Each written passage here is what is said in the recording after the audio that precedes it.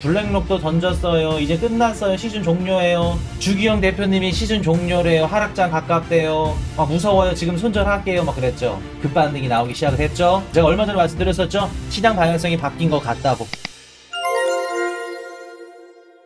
자, 5일 만에 말 바꾼 트럼프, 파월 연준 의장 해고할 생각 없어. 자, 저번 우리 정규 방송에서 배웠죠? 트럼프 대통령이 파월 연준 의장 해임한다고 합니다. 자, 여기다가 뭐라고 말씀드렸죠? 진짜 해임 못하죠? 트럼프의 관세 인상 정책 때문에 무너진 미국의 경제 지표들, 누구 탓으로 돌리고 싶어서? 제롬 파월 연준 의장 탓으로 돌리고 싶어서. 그 말씀드렸던 거 기억하시죠? 우리 배웠던 거. 자, 그리고 파월 연준 의장이 만에 하나 지금 만약에 퇴임을 하게 된다 그러면 미국 어떻게 될 거다? 무너질 거다. 만약에 트럼프가 원하는 연준 의장이 왔어. 그러면 금리 인하를 하겠죠? 급격하게. 그러면 우리가 알고 있는 미국 국채 금리, 시장 금리는 어떻게 될까요? 올라가겠죠? 코인이슈님, 연준이 금리를 인하하는데 국채 금리도 같이 내려야 되는 거 아닌가요? 원래는 맞죠? 같이 떨어져야죠. 근데 연준이 제롬 파월 연준 의장이 만약에 잘려, 물가 못 잡아요. 그리고 채권 가격이 어떻게 된다? 하락합니다. 당연히 물가 못 잡을 것 같으니까 채권 가격 떨어져야겠죠? 그리고 채권 가격이 떨어진다는 건 미국을 더 이상 못 믿겠다는 거죠. 뭐 신뢰도나 뭐 이런 것들도 다 같이 하락하는 거고. 그래서 장기채 금리가 미친 듯이 튈 거예요. 제롬 파월 연준 의장 해임 다음에. 그거를 베센트 재무장관은 알고 있는 겁니다. 그래서 재무장관이 다음날 뭐라 그래요? 아니다. 제롬 파월 연준 의장 해임 안 할 거야. 시장 불안해하지 마. 자, 베센트 재무장관 트럼프 형님한테 가서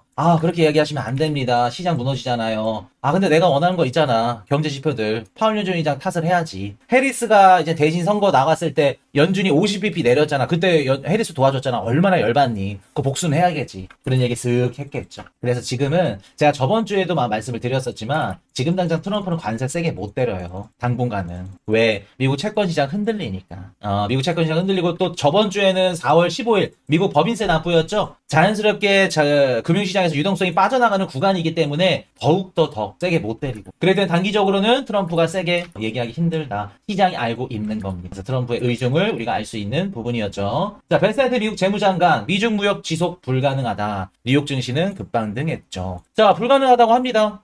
이 얘기 딱 듣고 증시는 올라갑니다. 오히려 잘 됐다. 미국과 중국이 서로 막 100몇십 프로, 135, 150 이렇게 때리는 게 오히려 더 좋다. 왜? 이거는 실질적으로 서로 무역을 하지 않겠다는 수준이다. 이거는 실현 가능성이 굉장히 낮기 때문에 빠른 협상이 나올 가능성이 높다. 기억나세요? 오히려 짜잘하게 10%, 20%씩 올려가면서 6개월, 1년 끌면 증시 다 무너져요. 그거는 진짜 미중 무역 본토 전쟁입니다. 그냥 본격적인. 근데 그게 아니라 135, 155 막 자존심 싸움에 붙어. 이거는 금방 끝날 가능성 높다. 5월 초에 시진핑이랑 트럼프 만나가지고 협의한다 이런 얘기들 나오죠.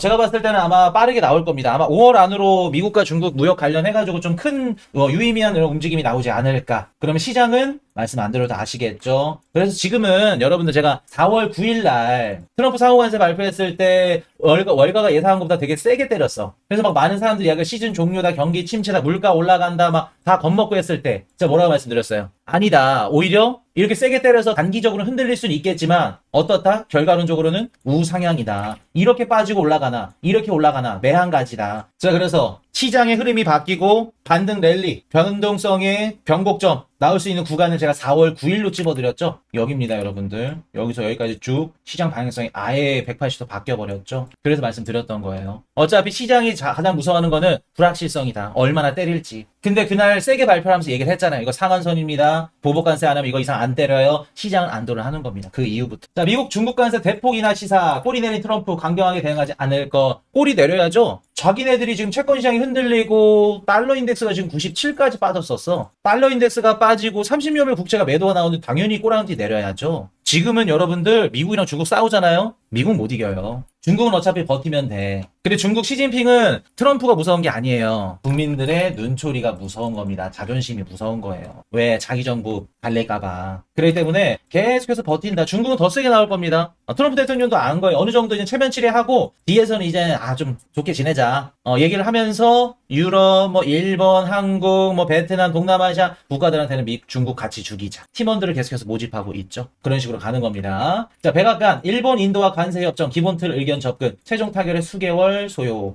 자, 그래서 인도도 이런 얘기 나온다고 합니다. 일본도 그렇고. 그래서 일본이나 인도, 한국, 호주, 영국 이런 국가들 우선적으로 지금 관세 협상 들어가고 있다. 그래서 조만간 좋은 얘기 나오지 않을까라는 말씀. 자, 미국 동남아 태양광 제품에 최대 3,500% 관세 예고. 3,500% 실현 가능한 수치예요? 아니면은 겁주기예요? 겁주길 가능성이 높죠. 그리고 한 가지 더. 이거 터지고 나서 시장이 무너졌나요? 시장이 폭락했어요? 시장이 더 이상 폭락하지 않았죠. 자, 그럼 우리가 어떻게 해석을 할 수 있냐면 첫 번째, 트럼프의 관세 인상 정책이 시장에서 어느 정도 내성이 쌓이기 시작했구나. 이미 겁주는 거 알고 있구나. 야, 저 트럼프 저거 거짓말이다. 3,500% 저 겁주기네. 또 협상 들어가겠네. 또 때려놓고 며칠 뒤에 유예하거나 또 협상하겠네. 이미 알고 있는 거죠. 시장 관계자들은, 투자자들은. 그리고 두 번째, 이미 바이든 때부터 얘기가 나왔던 부분이기 때문에 뭐 이미 알고 있었잖아 라고 시장이 크게 반응을 안 했을 가능성도 있습니다. 그래서 가장 중요한 건 시장이 트럼프 관세 인상 정책의 목적인지 아니면 도구 수단으로 쓰이는지 이미 알기 시작했다. 알기 시작하면 더 이상 관세 정책은 우리 시장의 흐름을 바꿀 수 있을 만한 그런 키포인트가 되지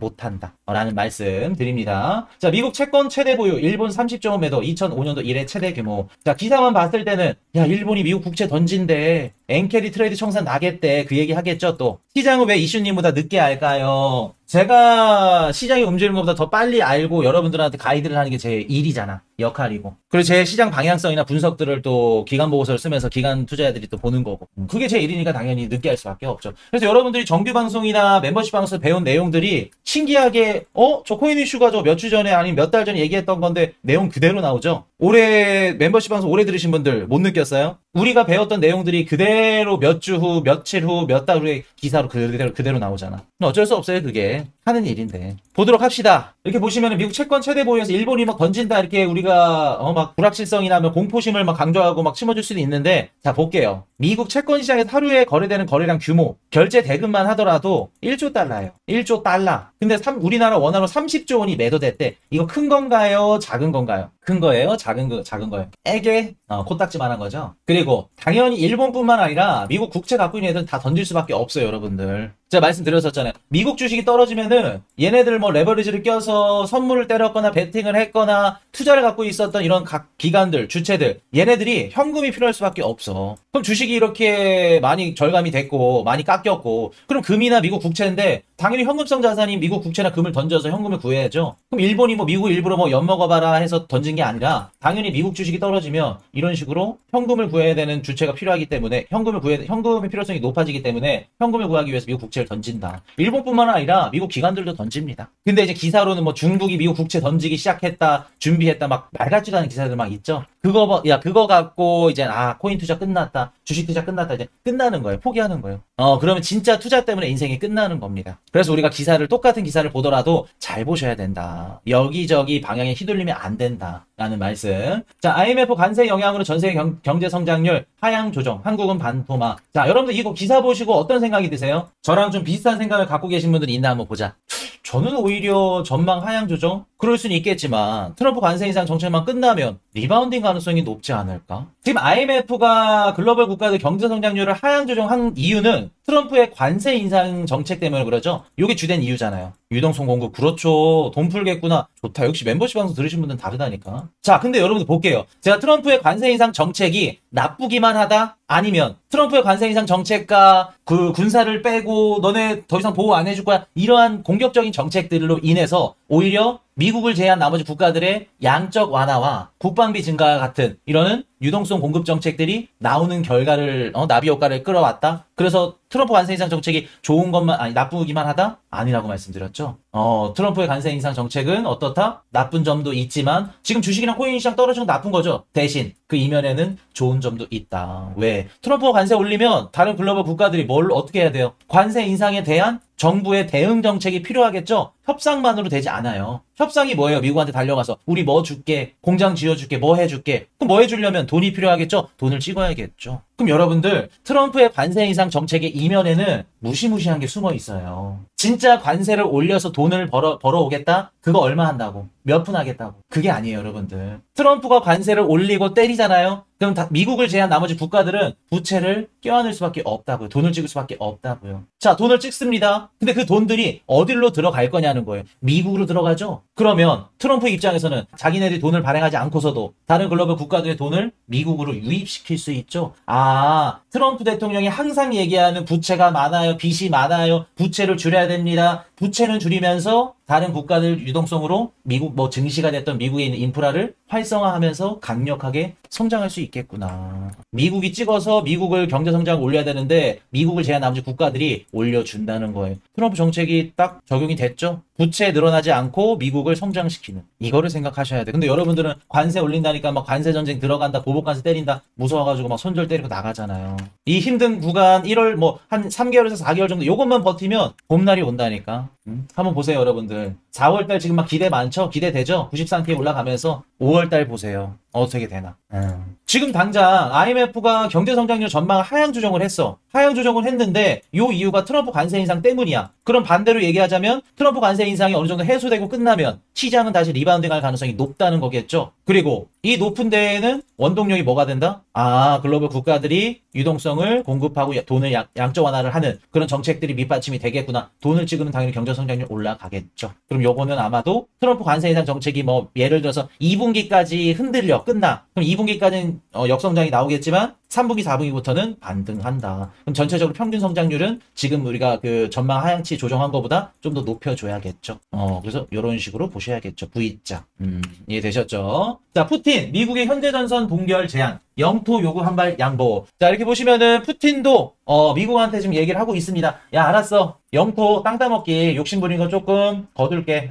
중지하자. 얘기를 하는 겁니다. 그래서 아마도 러우 전쟁 종전 관련해서 빠르면 상반기 안에 나오지 않을까. 상반기 안에 나오지 않을까. 라는 생각을 해봅니다. 그래서 이것도 한번 우리가 변수니까 이거는 나오면 좋고 안 나와도 뭐 괜찮고 그렇게 봅시다. 나올 거예요 아마. 심장 그만 떨리고 싶다. 금 400원치 팔아치운 개미들 이유는 자, 금 가격이 살짝 떨어졌. 제가 오늘 멤버십 방에서 굉장히 중요한 얘기 하나 해드렸죠. 금 가격이나 비트코인 가격 어떤 식으로 움직이는지 그리고 이유랑 말씀을 드렸습니다. 그래서 아마도 지금 금 가격 빠진 게 가장 갖다 붙이기 쉬운 소스 원인이 이거일 거야. 차익 실현. 금 최대치 계속해서 갱신하니까. 근데 차익 실현이 아니라 트럼프의 관세 인상 이러한 불확실성이 해소됨으로 인해서 안전자산 시장에 있는 자본이 이탈했다면, 위험성 자산 시장으로 자본이 이동한 거라면 이거는 다르겠죠. 그래서 여러분들 지금 금 가격 최고점이라 그래서 야 더 올라갈 거야 뭐 무슨 슈퍼 사이클이야 막 이런 얘기 하시는 분들이 있죠. 저는 좀 의견이 상반됩니다. 상반돼. 그렇게 보시면 됩니다. 자, 그래서 보시면 되고 금 가격은 자, 트럼프 협상 시 미중 관세를 상당히 내릴 거 재료는 아니야. 트럼프 대통령이 긍정적인 얘기를 합니다. 개인들이 빠져나가는 건 이해되는데 기관들은 전문가들인데 빠져나가는 건 전략적인 건 아니요. 자, 한 가지 더 말씀드려볼게요. 기관 투자자들이 어떤 식으로 투자를 하냐면요. 여러분들 지금이 4월이야. 근데 예를 들어서 5월 달에 올라갈 것 같아. 그럼 우리 개인 투자자들 같은 경우에 현금이 있다 그러면 5월 달에 올라갈 것 같으면 4월 달에 미친 듯이 매수하죠. 근데 기관 투자자들은 매수하고 싶어도 못할 수 있어요. 예를 들어서 본인 포트폴리오의 위험성 자산 비중이 30%야. 이미 담았네. 그럼 이거 못 늘립니다. 철저하게 계획과 포트폴리오 뭐 리밸런싱도 들어가는 거고 알고리즘 매매도 해당이 되고 얘네들은 하고 싶은 대로 못해 우리처럼. 그래서 어떻게 보면은 우리가 기관 투자자들보다 시드가 작지만 우리한테는 너무 좋은 조건이 있어요. 시간도 많고 그리고 우리 투자하고 싶지 않으면 투자 안 해도 되죠. 누가 막 떠미는 거 아니잖아. 매수하라고. 여러분은 그냥 자의적으로 하는 거잖아. 이해되셨나요? 그렇기 때문에 기관 투자자들이 만약에 빠져나가는 것도 전략적인 거라기보다 올라갈 것 같아요 아니면 떨어질 것 같아요 그러더라도 반대 포지션도 갈 수밖에 없어요.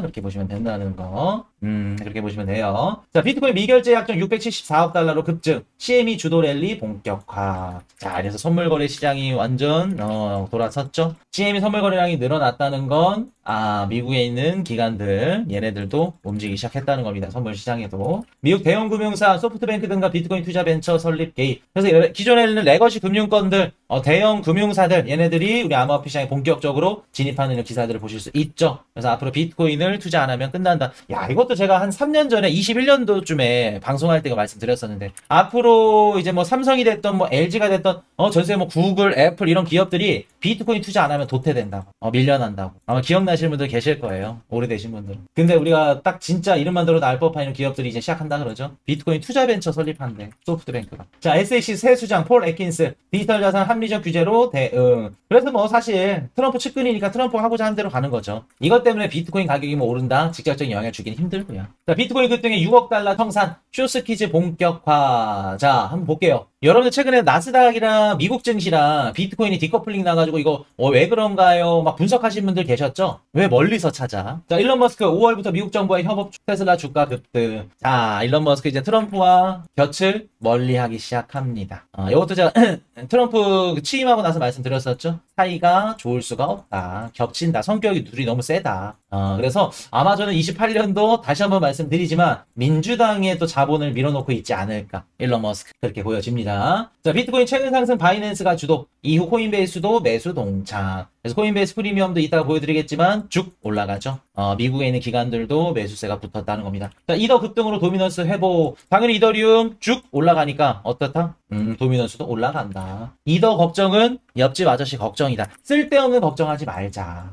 이더리움 걱정하는 게 제일 답답한 겁니다. 이해되셨죠? 자, 그래서 이더리움 걱정할 필요 없다는 거. 자, 미국 비트코인 전략 비축한 세부사항 몇 주 내 공개 의미 있을까요? 저는 별 기대 안 합니다. 어차피 우리가 예상했던 대로 그냥 떠들어 될 것 같아요. 미국 정부 세금으로 산다? 그러기는 힘들다. 그래도 전략 비축으로 해서 팔지만 않는다 하더라도 저는 그것만으로도 땡큐. 자, 비트코인 ETF 테이블, 플로 테이블 보도록 하겠습니다. 야, 보세요 여러분들. 9억 불 들어왔죠? 저번 주랑 저저번 주 최근 한 2주 동안 유출이 계속해서 나가지고 코인이시님 블랙록도 던졌어요. 이제 끝났어요. 시즌 종료예요. 주기영 대표님이 시즌 종료래요. 하락장 가깝대요.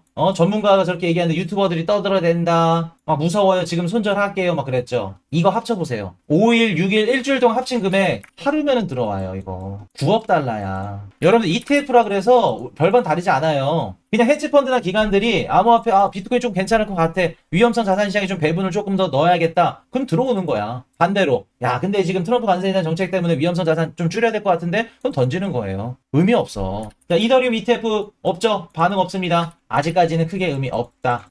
이더리움 기관들, 월가 기관들이 아직 이더리움까지 들어오기에는 지금은 조금 힘들다라는 말씀 드리고 일정 한번 짚어드릴게요. 자, 4월 23일 미국 신규 주택 판매 발표되고요. 실업수당 청구 건수 크게 중요하지 않습니다. 30일 근원개인 소비 지출 PCE 발표됩니다. 자, 30일 전 괜찮게 봐요. 이번 달 PPI가 괜찮게 나왔고 PC에 들어가는 뭐 헬스케어라던가 이런 뭐 포트폴리오 관리 비용 이런 것들이 크게 오르지 않았기 때문에 PC까지 괜찮을 거다. 자, 국내 총생산 GDP 이게 중요하죠. 드디어 1분기 GDP 발표될 겁니다. 근데 저는 헤드라인 지표는 좀 안 좋을 거라고 봐요. 안 좋으면 1% 초반대, 후반대만 나와도 진짜 대박 좋은 거다. 1% 초반대 아니면 역성장은 좀 힘들지 않을까? 근데 이제 이게 왜 1% 초반대를 보냐면 이번에 트럼프 관세 인상 때문에 수입이 늘었죠. 금 수입도 늘었고 소비는 크게 안 꺾였을 거라고 봐요. 이번에 소매 판매 지표 발표된 거 보니까 크게 안 꺾였습니다. 근데 이제 미국의 무역 수지가 조금 좋지 않았기 때문에 수입이 늘었기 때문에 관세 인상 정책 때문에 아마 살짝 안 좋게 나올 거다. 그래도 시장이 크게 반응하지 않을 거다. 소비만 꺾이지 않으면